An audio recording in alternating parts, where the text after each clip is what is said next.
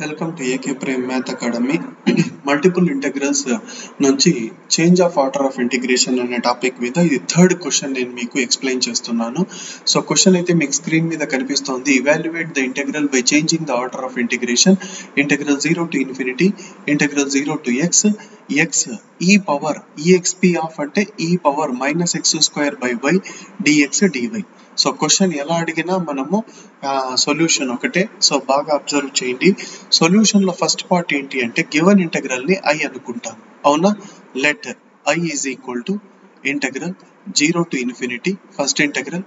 Second integral ఏమి అంటే 0 to x exp అంటే e power minus x square by y. ఇక్కడ dx dy ఇచ్చినారు, సో dx dy రాసుకుందాము, తర్వాత నేను మీకు చెప్తాను. ఈ పాయింట్ బాగా అబ్జర్వ్ చేయండి. సో ఇక్కడ 0 to x ఉందంటే ఇది ఖచ్చితంగా y లిమిట్. సెకండరీ ఇంటెగ్రల్ లో ఉండే లిమిట్స్ y లిమిట్స్, ఎందుకంటే x లో ఉన్నాయి అంటే ఖచ్చితంగా అవి y లిమిట్స్. మరి ఇవి దేని లిమిట్స్? అవి y అయితే ఇవి x లిమిట్స్. y లిమిట్ వచ్చి వేరియబుల్ లిమిట్ అంటే ఫస్ట్ విత్ రెస్పెక్ట్ y చేయాలి కదా. అంటే ఇక్కడ ఏమి ఇచ్చి ఉండాలి? dy dx ఇచ్చి ఉండాలి. మనకు అక్కడ క్వశ్చన్ లో dx dy ఇచ్చినారు, మనం రాసుకునేటప్పుడు మాత్రం dy dx రాసుకోవాలి. మరి ఇప్పుడు క్వశ్చన్ చేయక ముందు లిమిట్స్ రాసుకోవాలి. ఆ లిమిట్స్ రాసుకునే విషయం కూడా నేను మీకు చెప్పాను. ఎలా రాసుకోవాలి? ఓల్డ్ స్ట్రిప్ ని దేంతో డినోట్ చేస్తారు? pq తో డినోట్ చేస్తారు, అవునా? సో ఇక్కడ మీకు డయాగ్రామ్ లో పైన కనిపిస్తోంది ఓల్డ్ స్ట్రిప్ pq. దీన్నే స్ట్రిప్ అంటారండి. ఈ బార్ ని ఏమంటారంటే స్ట్రిప్ అంటారు. అంటే వర్టికల్ గా ఉందే ఆ లైన్స్ ని ఏమంటారంటే స్ట్రిప్ అంటారు. దాన్ని pq గా డినోట్ చేస్తున్నాను, అవునా? ఫస్ట్ కాన్స్టెంట్ లిమిట్స్ రాసుకుంటాను. కాన్స్టెంట్ లిమిట్స్ ఏమున్నాయి? x equal to 0 to infinity x equal to 0 to x equal to infinity.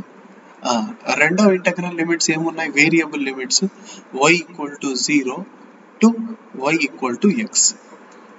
చూసుకోండి, ఇవి స్ట్రిప్ యొక్క బాడీ లిమిట్స్. బాడీ అంటే ఇది ఇక్కడ మీకు స్క్రీన్ మీద కనిపిస్తోంది. దీన్ని స్ట్రిప్ యొక్క బాడీ అంటాం. స్ట్రిప్ యొక్క బాడీ లిమిట్స్ ఇవి.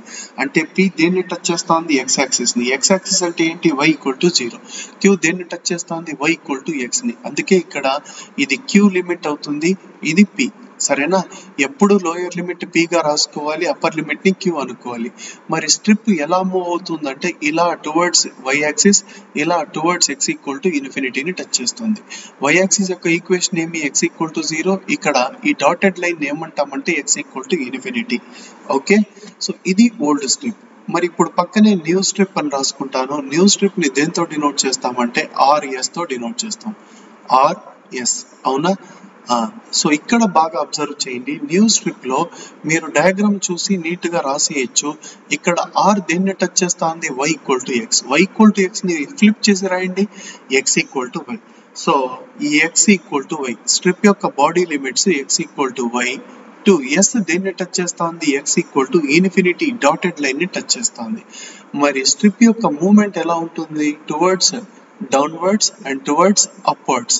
డౌన్వర్డ్స్ ఎంత వరకు వస్తుంది అంటే x యాక్సిస్ ని టచ్ చేస్తుంది, y ఈక్వల్ టు 0 టు పైన ఎంత వరకు వెళ్తుందంటే y equal to infinity. Actual గా ఇక్కడ డయాగ్రామ్ లో నేను మీకు డ్రా చేయలేదు. ఇక్కడ ఈ డాటెడ్ లైన్ ఏమవుతుందంటే y ఈక్వల్ టు ఇన్ఫినిటీ అవుతుంది, అవునా? సో ఈ line y equal to x కూడా ఆ లైన్ ని టచ్ చేస్తుంది, y ఈక్వల్ టు ఇన్ఫినిటీని టచ్ చేస్తుంది. కాబట్టి సో స్ట్రిప్ యొక్క movement downwards and upwards movement చూపిస్తుంది, అవునా? ఇప్పుడు ఇకపోతే క్వశ్చన్ చేద్దాం. i is equal to given question ఏముందో అది రాసుకోండి. i is equal to integral x equal to 0 to infinity. రెండవ ఇంటెగ్రల్ లిమిట్స్ ఏమి? y equal to 0 to y equal to x e power minus x square by y dy dx.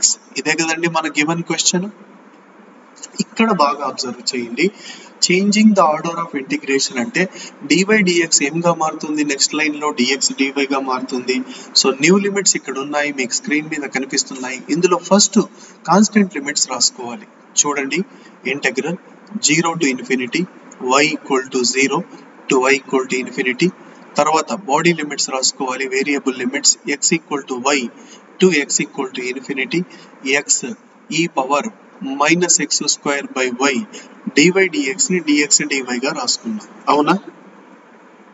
కానీ ఇక్కడ put x square by వైని నేను ఏం రాసుకుంటానంటే, బాగా observe చేయాలి, ఇక్కడ మీరు టీ అని రాసుకుంటాను. అప్పుడు ఎక్స్ డిఎక్స్ ఏమవుతుంది అంటే, ఎక్స్ డిఎక్స్ వాల్యూ ఏమవుతుందంటే y/2 dt గా మారుతుంది. అర్థమవుతుందా? y/2 dt గా మారుతుంది. ఎలా అంటే నేను మీకు చేసి చూపిస్తాను, మీరు ఎగ్జామ్లో అయితే డైరెక్ట్ గా రాసుకోవచ్చు. X square by y is equal to టీని విత్ రెస్పెక్ట్ టు ఎక్స్ నేను డిఫరెన్షియేట్ చేస్తాను. ఎప్పుడైతే with respect to x differentiate చేస్తానో d/dx ఆఫ్ ఎక్స్ స్క్వేర్ అంటే ఏమొస్తుంది, 2x బై వై. వై అనేది కాన్స్టెంట్, అలాగే ఉంటుంది dt/dx. నాకు కావాల్సింది ఇక్కడ ఎక్స్ డిఎక్స్ వాల్యూ కాబట్టి ఎక్స్ డిఎక్స్ వాల్యూ ఎంత అంటే x dx is equal to x dx is equal to denominator లో ఉన్న y ఈ పక్కకు వస్తే న్యూమరేటర్ కి వస్తుంది, న్యూమరేటర్ లో ఉన్న 2 ఈ సైడ్ కి వస్తే డినామినేటర్ కి వస్తుంది. సో y/2 dt గా రాసుకోవచ్చు. సో నేనైతే ఇక్కడ డైరెక్ట్ గా రాసేసాను, మీరు కావాలంటే చేసి నీట్ గా ఎగ్జామ్ లో రాసుకోండి. Put x square by y is equal to t, then x dx ఏమవుతుందంటే y/2 dt గా చేంజ్ అవుతుంది. మరి లిమిట్స్ కూడా చేంజ్ చేసుకోవాలి. లోయర్ లిమిట్ చూడండి, ఇంతకుముందు lower limit x is equal to y ఉంది. సో ఎప్పుడైతే x equal to y substitute చేస్తామో టీ వాల్యూ ఎంత అవుతుందంటే, ఇందులో ఎక్స్ ఈక్వల్ టు వై పెడితే టీ వాల్యూ వై వస్తుంది. ఎందుకు అంటే పైన ఎక్స్ ఈక్వల్ టు వై పెడితే వై స్క్వేర్ అవుతుంది, వై స్క్వేర్ బై వై అంటే వై వస్తుంది. సో ఎక్స్ వాల్యూ వై అయితే టీ వాల్యూ కూడా వై అవుతుంది. What about upper limit? Upper limit is X equal to infinity, t is also infinity. ఇది ఏమి change అవ్వదు, ఇక్కడ లిమిట్స్ ఏమి చేంజ్ అవ్వలేదు. సో నెక్స్ట్ స్టెప్ బాగా అబ్జర్వ్ చేయండి. Integral y equal to 0 to infinity అలాగే రాస్తాను, కానీ సెకండ్ ఇంటెగ్రల్ లో నేను ఏం రాస్తానంటే t equal to y, t equal to y to t equal to infinity అని రాస్తాను. ఎక్స్ డిఎక్స్ ని ఏం రాసుకోవచ్చు, y/2 dt. సో y/2 లాస్ట్ లో dt రాస్తా, e power minus tea dt dy గా రాసుకున్నా. అవునా? అర్థమవుతుందా? కాకపోతే విత్ రెస్పెక్ట్ టు టీ చేసేటప్పుడు ఈ y/2 అనేది కాన్స్టెంట్ కాబట్టి సో ఇక్కడ రాసేసుకోవచ్చు. అర్థమవుతుందా? సో ఇక్కడ రబ్ చేసేసి అక్కడ రాసుకున్నాను, అంటే ఇంటెగ్రల్ కీ వైపు రాసుకున్నాను. ఎందుకంటే with respect to t first evaluate చేస్తాను. కొద్దిగా గ్యాప్ ఇచ్చి నీట్ గా రాసుకుందాము. సో చూడండి, ఇక్కడ y/2 కొద్దిగా గ్యాప్ ఇచ్చి నీట్ గా రాసుకుందాము. ఇక్కడ y/2 బయట రాసేసాను. సెకండ్ ఇంటెగ్రల్ లిమిట్స్ ఏమి, t equal to y, t equal to y to infinity అని రాసి ఈ పవర్ మైనస్ టీ dt అని రాస్తాను, లాస్ట్ లో dy రాస్తాను. ఇప్పుడు కేవలం ఈ ఇంటెగ్రల్ మాత్రమే నేను మీకు ఇవాల్యుయేట్ చేస్తాను. ఇంటెగ్రల్ ఈ పవర్ మైనస్ ఎక్స్ ఫార్ములా మీ అందరికీ తెలుసు. ఇంటెగ్రల్ ఈ పవర్ మైనస్ ఎక్స్ dx ఎంత అంటే మైనస్ ఈ పవర్ మైనస్ ఎక్స్. కాబట్టి దీని వాల్యూ ఎంత అంటే మైనస్ ఈ పవర్ మైనస్ టీ అవుతుంది. కాకపోతే మైనస్ అనేది నేను బయట రాసుకుంటాను. Integral y equal to 0 to infinity అలాగే ఉంటుంది, y/2 కూడా అలాగే ఉంటుంది. అవునా? ఇక్కడ మాత్రము ఎంత వస్తుందంటే ఈ పవర్ మైనస్ టీ మాత్రమే రాసుకున్నా, ఎందుకంటే మైనస్ బయట రాసేసాను.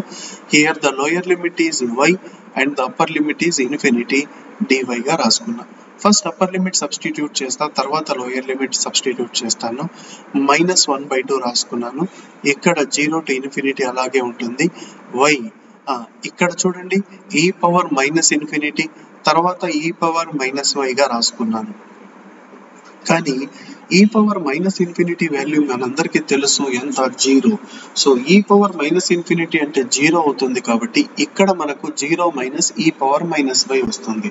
కానీ 0 మైనస్ ఈ పవర్ మైనస్ y అంటే ఎంత, మైనస్ ఈ పవర్ మైనస్ y. కానీ ఇక్కడ మైనస్ ఉందంటే minus into minus it will become plus. కాబట్టి కేవలం ఇక్కడ ఎంత వస్తుందంటే y ఈ పవర్ మైనస్ y dy వస్తుంది. కానీ ఈ ఫార్ములా మనందరికీ తెలుసు. ఇంటెగ్రల్ x ఈ పవర్ మైనస్ x dx అంటే ఎంత, మైనస్ x ఈ పవర్ మైనస్ x మైనస్ ఈ పవర్ మైనస్ x. అవునా? సో దీన్ని ఆ విధంగా రాసుకోవచ్చు. సో సారీ, ఇక్కడ 1/2 రాసుకోవాలి. సో ఇక్కడ 1/2 అలాగే ఉంటుంది. ఇక్కడ నేను ఎప్పుడైతే ఇంటిగ్రేట్ చేస్తానో మైనస్ y ఈ పవర్ మైనస్ y మైనస్ ఈ పవర్ మైనస్ y గా రాసుకొని లిమిట్స్ ఏమంటే 0 to ఇన్ఫినిటీగా రాసుకుంటాను. కానీ ఇక్కడ రెండిట్లో మైనస్ కామన్ చేసేస్తాను, బయట -1/2 వస్తుంది. సో లోపల ఇక్కడ రెండు చోట్ల కూడా ప్లస్ వస్తుంది. అవునా? ఫస్ట్ అప్పర్ లిమిట్ సబ్స్టిట్యూట్ చేస్తాను, అంటే అప్పర్ లిమిట్ అంటే ఇన్ఫినిటీ పెడతాను y ప్లేస్ లో. సో ఇక్కడైతే -1/2 అలాగే ఉంటుంది. ఎప్పుడైతే ఇన్ఫినిటీ పెడతానో e పవర్ -ఇన్ఫినిటీ అంటే 0, ఇది 0 ఇది 0 అయిపోతుంది, 0 + 0. కానీ లోయర్ లిమిట్ పెడితే y ప్లేస్ లో 0 పెడితే ఇదంతా 0 అయిపోతుంది. లోయర్ లిమిట్ అంటే మైనస్ లో వస్తుంది. కానీ ఇక్కడ e పవర్ 0 అంటే 1 వస్తుంది, +1 కాదు -1, ఎందుకంటే because that is lower limit. So ఇక్కడ మొత్తం వాల్యూ ఎంత అంటే -1 వస్తుంది. -1 × -1/2 అంటే విల్ గెట్ +1/2. i = +1/2. i అంటే ఏంటి? గివెన్ ఇంటెగ్రల్ యొక్క వాల్యూ ఎంత అంటే +1/2. ఓకేనా? సో ఇది మీకు క్లియర్ గా అర్థమైంటే ఒకసారి మీరు మొత్తం ఒకసారి చూసుకోండి, మీకు ఈజీగా అర్థమవుతుంది. మోస్ట్ ఇంపార్టెంట్ లిమిట్స్ ని మనము బాగా స్టడీ చేయాలి. ఆ తర్వాత మనం డయాగ్రామ్ ఎగ్జామ్ లో డ్రా చేసినా డ్రా చేయకపోయినా ఇది ఆప్షనల్ కాబట్టి డ్రా చేసినా చేయొచ్చు, లేకపోతే ఇబ్బంది అయితే ఏం లేదు. ఓకే, ఇన్ కేస్ ఈ వీడియో మీకు నచ్చినట్లయితే ప్లీజ్ లైక్ చేయండి, మా ఛానల్ ని సబ్స్క్రైబ్ చేసుకోండి, అదేవిధంగా మీ ఫ్రెండ్స్ తో షేర్ చేయండి. Okay, thank you.